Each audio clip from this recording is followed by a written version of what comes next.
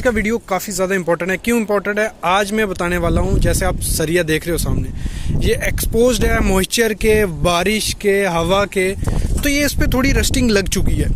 तो और आपने एक देखा होगा जब कोविड का टाइम चल रहा था, कोरोना का टाइम था, तो उस टाइम साइट्स काफ़ी बंद थी। मतलब 2-3 महीने क्या इवन 6-6 महीने के लिए कंस्ट्रक्शन साइट्स बंद हो गई थी। तो उस टाइम जो सरिया बाहर एक्सपोज में होगा उसमें रस्टिंग लग गई होगी, क्रोजन हो गई होगी, तो वो क्या सरिया यूज़ करना चाहिए था, नहीं करना चाहिए था? अगर उसमें कुछ हुआ है तो क्या वो बाद में डिफेक्ट लाएगा? तो इस पे काफ़ी कमेंट्स पे थे, काफ़ी क्वेश्चन भी आए उसी दौरान।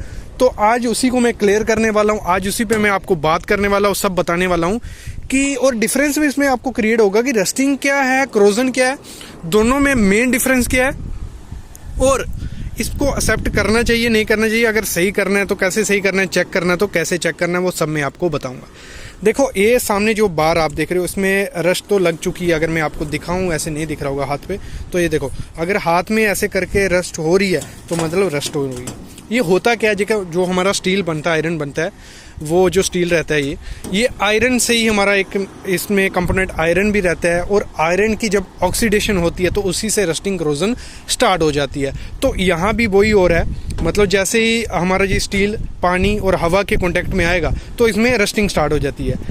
और इसमें रस्टिंग कब तक एक्सेप्टेबल होती है, अगर मैं बात करूँ एक्सेप्टेंस की, तो अगर ये रिव्स जो देख रहे हो आप, अगर ये रिब्स ज़्यादा नहीं निकली हैं, मतलब प्लेन बार तो नहीं बन गया, ये चीज़ चेक करनी है। रस्टिंग की अगर एक थोड़ी बहुत लेयर बनती है तो कोई ज़्यादा दिक्कत नहीं है, उसमें रस्टिंग की लेयर एक्सेप्टेबल होती है कुछ हद तक, क्योंकि अगर एक बार लेयर बन गई तो उसका थोड़ा ऑक्सीडेशन का प्रोसेस जो होता है वो स्लो हो जाता है।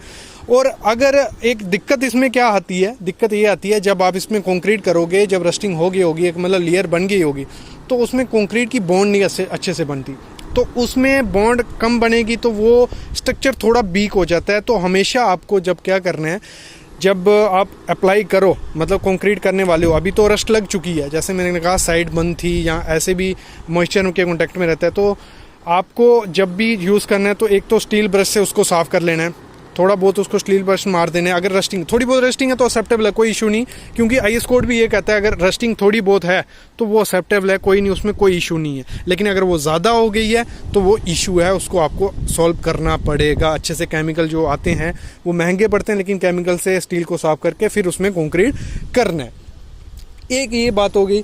दूसरी, अगर हम एक किसी चीज़ को रस्टिंग से बचाने में, क्रोजन पे बाद में आऊँगा क्योंकि क्रोजन इससे भी ज़्यादा खतरनाक चीज़ है।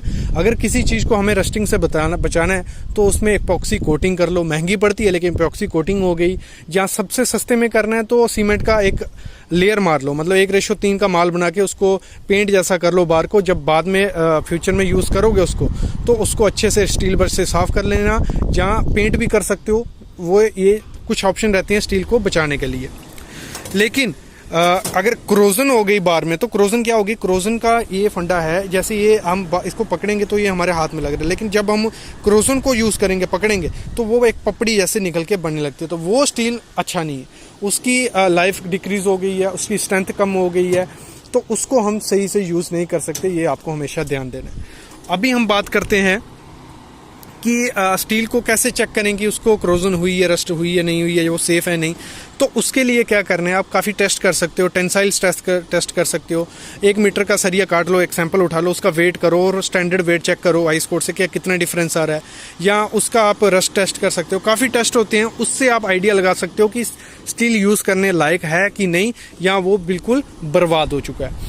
तो ये इसमें से ये निकल के आता है कि या तो आप पॉसिबल एपॉक्सी स्टील जो कोटिंग की होती है वो काफ़ी महंगा पड़ता है, आपने देखा भी होगा, ब्लू कलर का स्टील बार दिखा होगा आपको, तो उसमें एपॉक्सी कोटिंग की रहती है, वो काफ़ी कॉस्टली होता है, लेकिन वो सेफ रहता है। इस केसेस में अगर आपको लगता है कि आपकी साइट कंटिन्यू नहीं चलेगी, कोई थोड़े टाइम तक बंद रहेगी, 1-1.5 साल, तो उस पीरियड में आपको ये चीज़ ध्यान रखनी है, नहीं तो वो काफ़ी ज़्यादा रिस्की हो जाएगा।